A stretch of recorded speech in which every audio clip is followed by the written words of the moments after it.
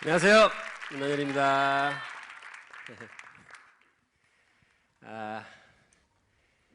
주중에는 영어 전도사, 주말에는 그냥 전도사입니다. 합정동에서 청년사역 하고 있고요. 여러분들처럼 청년들 모이는 조그마한 공동체를 하나 섬기고 있습니다.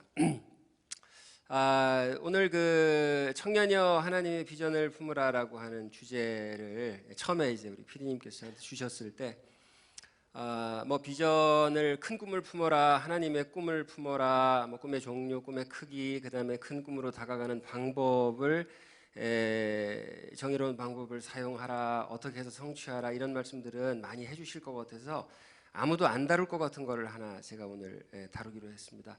큰 꿈으로 가기 위해서, 하나님의 비전으로 가기 위해서, 그걸 성취하기 위해서 가는 길에 장애물에 대한 얘기를 제가 좀 하려고 합니다. 장애물.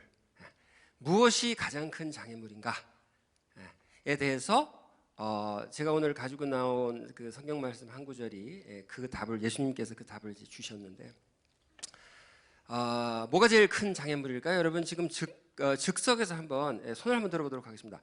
여러분한테, 나 개인한테로 그냥 생각하시면 될 것 같아요. 내가 하나님의 비전을 품고 나가는 데 있어서 가장 큰 장애물은 무엇일까? 1번 핍박, 2번 유혹, 3번 고통. 어떤 게 제일 큰 걸까요? 그냥 복잡하게 생각하지 마시고요. 남들이 어떻게 생각할까 이런 생각하지 마시고, 나한테는 뭐가 제일 큰 장애물이 된다, 그것만 말씀 한번 해보세요. 1번 핍박, 손 들어보세요. 우리 또 참여하는 시스토리, 핍박. 이까지 건 다 이겨요? 자, 2번 유혹.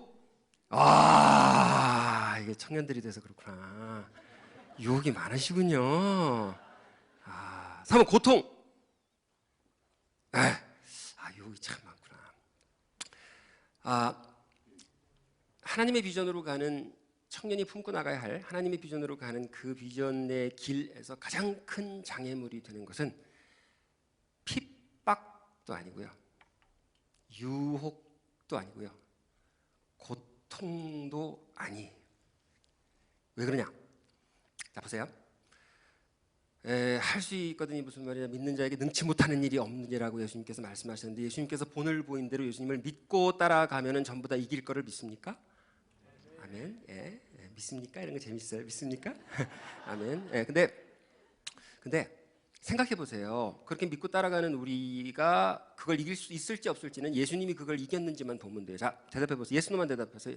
핍박 이기셨죠, 그죠? 유혹, 십자가의 고통 이기셨죠, 그죠? 그런데 예수님께서도 성경에 굉장히 뜻밖의 구절이 있어요. 마가복음 6장 5절에 무슨 구절이 있냐면, 예수께서 그곳에서 능력을 행할 수 없어서라는 구절이 나와요. 영어로 cannot이에요. 처음에 저희 그거 읽고서 충격받았었어요. 하나님께서 능치 못할 일이 있으신가요, 없으신가요? 없죠. 예수님이 하나님이잖아요. 예수님은요, 없으시잖아요. 근데 예수님이 본인 입으로, 예수님 저자직강으로 뭐라고 그러셨냐면은 그곳에서는 능력을 행할 수 없어서, 예수님 입은 아니지만 하여튼 예수님을 본 사람이 수 없어서라고 그러셔서 굉장히 뜻밖이에요. 거기서 우리가 찾아야 돼요. 최대의 적이 누군지를 찾는 거죠. 최대의 적은, 제가 오늘 이게 시간이 길지 않으니까 결론을 말씀드릴게요. 한번 따라해 보세요. 익숙함. 그게 그리스도인의 비전으로 가는 데의 최대의 적이에요. 핍박에도 안 넘어가는 사람이, 유혹에도 안 넘어가는 사람이, 고통에도 이렇게 안 넘어가는 사람이 뭐에는 다 넘어가냐 하면 익숙함에는 전부 다 자빠져요. 고향에서 예수님이 그거를, 기적을 행할 수 없었다, 더 이상 사역을 할 수 없었다는 말은 뭐냐면, 고향 사람들이 뭐로 대비를 합니까? 자, 우리말로 고향, 좋다. 이 긍정적인 면은 편안하다, 좋다, 편안하다, 좋다. 근데 편안하고 좋은 이유는 뭐 해서? 익숙해서. 근데 그 익숙함이라는 것이 괴력이 있어요. 그 익숙함이 괴력이 있어요. 좋은 점도 있지만 괴력이 있어요. 무슨 괴력이 있느냐? 익숙함은 모든 나쁜 것도 덮지만 모든 좋은 것도 다 덮어버려요. 예를 들어서 익숙함은 뭘 덮냐면 능력을 덮습니다. 어떤 능력을 가지고 있어도 익숙함은 그걸 다 덮어버려요. 여러분, 재능을 가장 못 알아보는 게 누굽니까? 어떤 사람이 재능이 있어, 천재적으로 재능이 있어. 그걸 제일 못 알아보는 건 식구입니다. 집에 가서 한번 말해보세요. 엄마 나 탤런트 시험 볼래. 그럼 엄마 뭐라고 할 것 같아요? 10중 8구는 네가 이거잖아요. 여러분, 세상에 정말 그 탤런트를 받은 것으로 천재적인 것으로 입증이 나중에 나버린 사람도요, 처음에 그것이 처음 그 꿈이 나오고 처음에 그 비전이 선포되었을 때 제일 먼저 비웃는 게 누군지 아세요? 식구들하고 제일 친한 친구들이에요. 제일 무서워요. 식구들이 제일 무서워. 일단 익숙한 거는 능력을 덮어요. 그 다음에 익숙한 게 또 뭘 덮느냐? 감동을 덮습니다. 감동. 예. 감동 죽이는 거는 익숙함 같이 그렇게 정말 그렇게 강력한 게 없어요. 농담으로, 시쳇말로 농담으로 그런 얘기 하잖아요. 이렇게 여보 뽀뽀 이러면은 남편이 식구들끼리 무슨 뽀뽀는 이게 익숙한 거거든요. 여러분, 사랑하지 않고 결혼하는 사람 있나요? 이상한 사람들 빼고. 이상한 사람들 빼고는 다 사랑해서 결혼하잖아요. 정말로 감동하고 사랑하고 그 격정과 정말로 목숨도 바칠 것 같은, 자기를 불태울 것 같은 그런 사랑으로 결혼하지만 결국은 다 심드렁해져 가지고 얼굴 보면 하품 나오게 되는 이유가 뭐냐 하면은 뭐 때문에 그래요? 익숙함 때문에 그래요. 결국은 감동의 최고의 적도 핍박이 아니라는 거죠. 핍박을 하면은 점점 새빨갛게 살아나오는 게 사랑이거든요.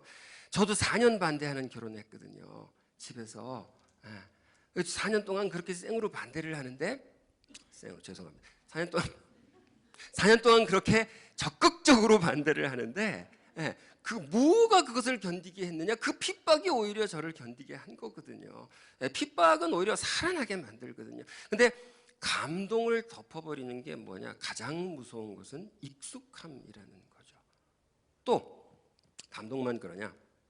영성, 인사이트, 통찰, 영성 이런 것까지도 가장 무서운 거는 익숙함이에요. 제가 저희 집집마다 그런 삼촌들 한 분들 계시잖아요. 이렇게 막내 삼촌, 취직 안 하는 막내 삼촌 있잖아요.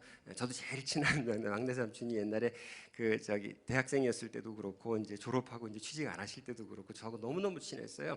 근데 제가 사춘기가 돼가지고 교회에서 집회를 했어요. 금식도 막 한 사흘씩 하고 집회를 해서 사춘기 때, 중학교 때 처음으로, 중3 때였던 것 같은데 처음으로 제가 이제 성령 체험을 했거든요.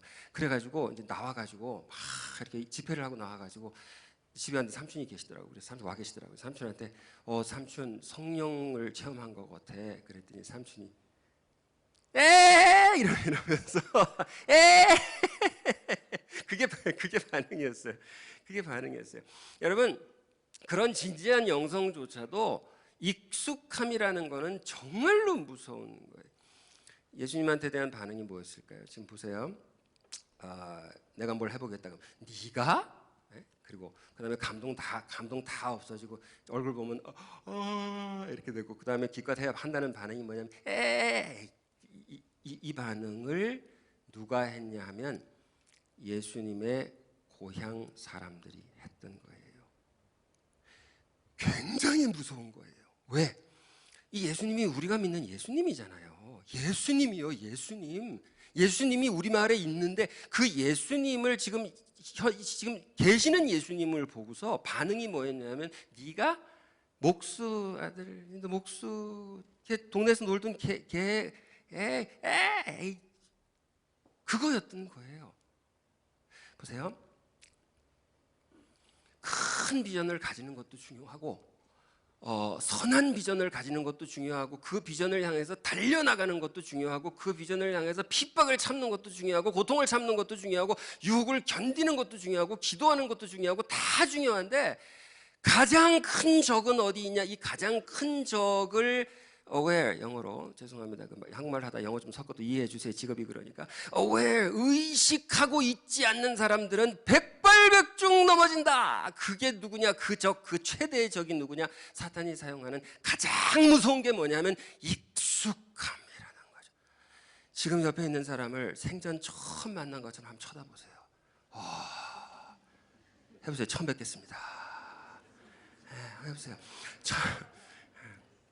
저도 여러분 익숙하세요? 혹시 오늘 처음 만난 것처럼 아니 어디서 저런 사람이 나타났지 이렇게 그렇게 좀 쳐다보시길 바래요. 익숙함이 가장 큰 적인데요. 오늘은 그 익숙함을 경고만 하려고 나온 게 아니고요. 장애물도 알아야 되니까 어쩌다가 우리가 이렇게 익숙함에 침몰당하는지 그 이유까지 제가 얘기를 오늘은 하고 내려갈게요. 짧은 시간이지만 익숙함에 일단 물어볼게요. 익숙함이라고 하는 이 괴물에게 잡아먹히지 않기를 간절히 원하십니까? 네. 정말 원하세요? 네. 또 이런 또 스피치는 구체적이지 않으면 아무 도움이 안 돼요. 그래서 구체적으로 말씀을 드릴게요. 어떻게 하면 익숙함에 속아 넘어가지 않느냐, 익숙함에 침몰당하지 않느냐. 왜 익숙함에 침몰당하는지 이유를 알면 됩니다. 제가 세 가지 이유를 말씀드릴게요. 첫 번째, 한번 따라해 보세요. 네, 제가 뽀뽀뽀 출신이라 뽀뽀뽀식으로 하겠습니다. 네, 따라해 보세요. 따라하세요. 네, 어린이 여러분 따라하세요. 자, 나를 잊었다. 첫 번째, 나를 잊은 겁니다. 너무 잘 잃어버려. 나를 너무 잘 잊어버려. 우리는 제가 옛날에 그 처음 저 EBS TV에 나왔을 때 잉글리시 카페라는 걸 했었는데 뭐 지금 와서 고백이지만 5년 했거든요. 만 5년 했는데 그게 한 2년 정도 갔을 때부터 좀 되게 지겨웠어요. 하기가. 일단 하면 열심히 했어요. 가면 열심히 했는데 불 딱 들어오면 그때부터 막 이렇게 열심히 했는데 그런 걸 좋아해서. 근데 제 기억나요. 갈 때마다 아침마다 수요일 아침에, 수요일 날 하루 종일 녹화를 했는데 7개씩 떴었는데 수요일 아침 갈 때 14시간 녹화하니까 수요일 아침 갈 때마다 우리 집사람한테 갔다 올게. 그리고 가가지고 막 이렇게 하고 나 중간에 쉴 때 20분 쉬거든요. 20분씩 쉴 때마다 저기 대기실 가가지고 했다가 또 나가지고 이렇게 하고서 또 와서 왜냐면 같은 스튜디오에서 같은 영어를 같은 방식으로 같이 같은 리듬으로 뚱땅뚱땅 옆에 리사도 똑같은 리사 앉아 있고 같은 아이작하고 그래가지고 맨날 그렇게 하니까 2년 만 2년 되고 나서부터는 제가 지금 솔직히 고백할게요. 녹화 날이 되게 지겨웠어요. 지겨웠는데 근데 이제 만 5년을 갔는데 그 만 5년 가서 이게 끝나기 전까지도 뭐라고 그랬냐면 사람들이 이건 전원일기처럼 오래 갈 거다. 이거는 정말로 오래 장수할 거다. 잘 됐으니까 그렇게 했는데 어느 날 갑자기 다음 주부터 안 오시면 됩니다. 이렇게 말씀을 하시더라고요. 그러니까 아예 그냥 프로가 갑자기 없어진 거예요. 그래서 이제 처음에는 되게 시원섭섭했어요. 이게 만감이 교차하면서 뭐라고 이걸 설명할 수가 없어서 그냥 그래 이제 수요일 날 편하게 쉬겠다. 그리고 나서 딱 한 달 정도 편안했고요. 한 달 정도 지난 다음부터 수요일마다 정기적으로 우울해졌어요. 그리고 그제서야 제가 옛날 생각이 났어요. 무슨 생각이 났냐면요. TV에 나오기 전에 그걸 이제 우리 영어 강사들은 반무대 강사라고 그래요. TV에 나오기 전에 동네 학원을 전전하면서 이렇게 TV에 보면은 그때 저 이보영 선생님이나 이런 분들은 나보다 7, 8년 앞서서 데뷔했거든요. 이렇게 하시는 거 이렇게 보면서 제가 마음속에 그 젊은 피 끓는 젊음 속에 뭐라고 이제 이런 기도 아닌 기도를 했냐 하면 나도 잘할 수 있는데 이런 기도를 하면서 너무 단 한 번이라도 뭐 라디오도 좋고 TV도 좋고 단 한 번이라도 나가봤으면 좋겠다. 기회를 주십시오. 이러고 10년 이상 내가 기도했던 생각이 그제서야 나더라고요. 나를 잊었어요. 너무 잘 잃어버려. 나를 너무 잘 잊어버려 우리는. 옛날에 내가 어떤 사람이었는지를 너무 잘 잊어버려. 내가 얼마나 아쉬웠는지 너무 잘 잊어버려. 취직 한번 해보려고 취직도 못하고 이러다가 딱 저도 청년교회 하니까 잘 알아요. 취직 못할 때는 어떻게 하냐면요. 저 와서 선생님 취직한 다음에 한 3개월 지나면 일을 많이 시켜서 힘들어서 그새 까먹은 거예요. 두 번째, 첫 번째 나를 잊었다. 여러분 나를 잊지 않는 여러분 되시기를 바랍니다. 절대로 잊지 마세요. 나를 잊어버리지 않으면 익숙함에 넘어가잖아요. 두 번째, 따라하세요. 너를 잊었다. 너를 잊었다는 뭐냐면요. 우리한테 주어진 모든 걸 다 잊어버립니다. 이게 다 선물이란 걸 다 잊어버리는 거예요. 잃어버리기 전에는 몰라. 그리고 맨날 잊어버립니다. 잃어버려야 안 잊어버리거든요. 왜 이 페이스북 보면요, 제가 이제 SNS를 하는 이유가 뭐냐면은 제가 글 쓰는 것도 재미있지만 다른 사람들 페이스북 친구들이 이렇게 청년들이 주로 청년들인데 청년들이 쓰는 글들이 쭉쭉쭉 타임라인에 올라가면 보고 있어요. 무슨 고민들이 있는지. 근데 고민의 절반은 이런 거예요. 그러니까 절반은 뭐냐 하면은 격동에 대한 고민을 해요. 이런 변화가 있어서 너무 힘들고 뭐 이것도 해야 되고 뭐 이런. 그다음 나머지 절반은 뭐냐 하면은 지겨워 죽겠고 뭐 사는 게 뭐 이렇게 맨날 똑같고 나는 맨날 여기서 이렇게 이쪽 그러니까 똑같은 사람이 낮에는 이거 쓰고 밤에는 저거 쓰는 것 같아 내 생각에는. 낮에는 이렇게 변해서 미치겠다고 그러고 밤에는 맨날 인생이 똑같고 어쩌고 지겹다는 얘기잖아요. 지겹다. 근데 왜 지겨운지 아세요? 완전히 잊어버려서 그래요. 뭘 잊어버리냐? 너를 잊었거든요. 그 너가 뭐냐? 내 앞에 있는 사람, 가족, 환경, 내 물건, 내 신분, 내 지위 모든 것이 다 선물이고 선물이라는 건 뭐냐면 그것이 영원하지 않다는 거고 그래서 기본적으로 이 시스템이 우리는 소유 시스템이라고 생각하고 살지만 모든 것이 다 렌탈 시스템이라는 거를 깡그리 잊고 사는 거예요. 아무것도 소유할 수 없어요. 저는 나이 먹어가지고 40이 다 넘어가지고 아버지 식구 중에 아버지가 처음으로 돌아가시고 나서 처음 알았어요. 아무것도 소유할 수 없다는 것을. 심지어 가족조차도 소유하지 못해. 다 렌탈이. 우리 아버지, 우리 아빠 하나님께서 나한테 훌륭한 아버지 이렇게 자 아빠 줄게 슉슉 이렇게 반납했어요. 여러분 아무리 좋은 차 빌려도요 K9 빌려도요 하루에 26만 원, K7 하루에 16만 원 아무리 좋은 차 빌려도요 그거 길 도래하면 어떻게 해야 돼요? 어떻게 해야 돼요? 반납해야 돼. 뽀뽀 친구들 어떻게 해야 돼요? 다 방송 괜찮습니까? 다시 그분 다시 할게요. 어린 여러분 어떻게 해야 돼요? 반납해야 돼요.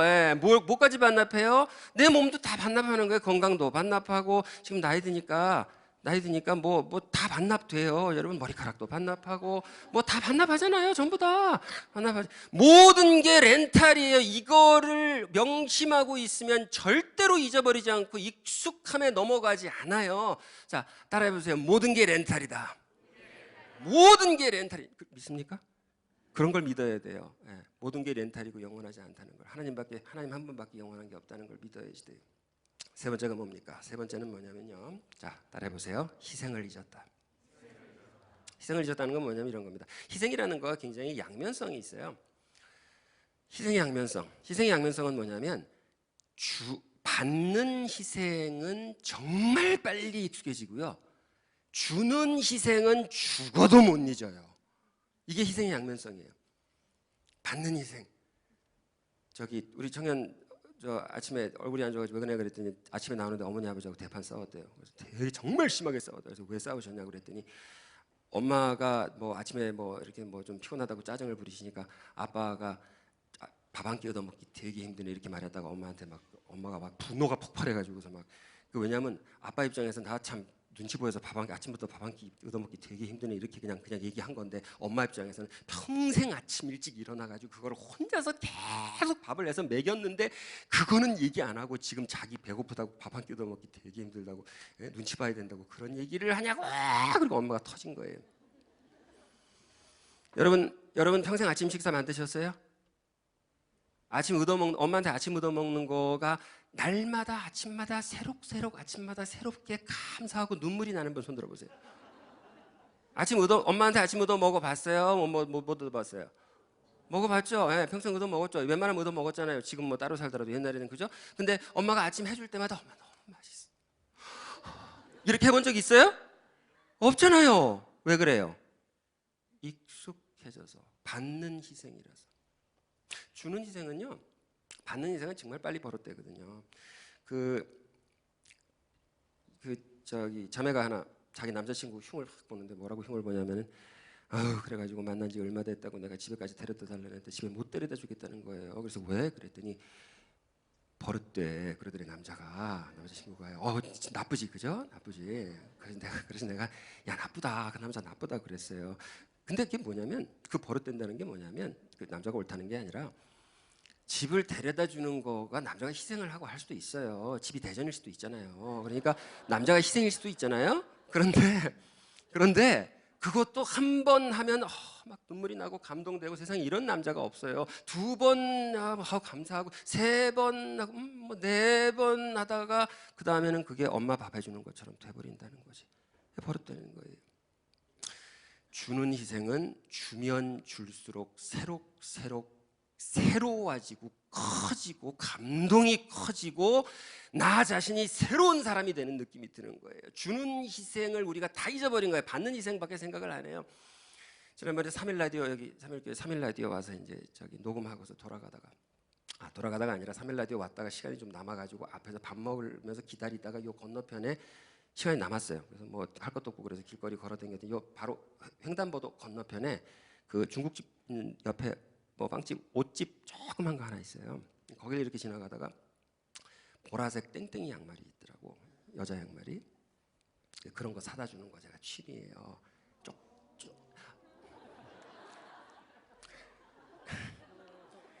조그만 거. 그래서 얼마예요? 그랬더니 2,800원이래. 그래서 이제 주머니 이렇게 해가지고 이렇게 갖다 줬어요.